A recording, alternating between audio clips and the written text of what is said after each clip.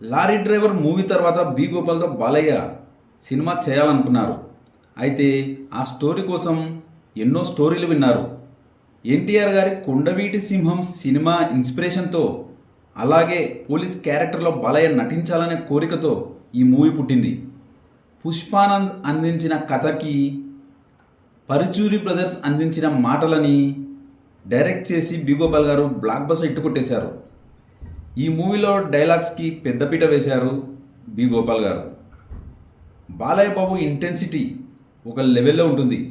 Balayya mass range మామూలుగా ఉండదు. ఈ మూవీలో అభిమానులు చెలరేగిపోయారు థియేటర్లలో. ప్రతి డైలాగ్కి విజిల్స్.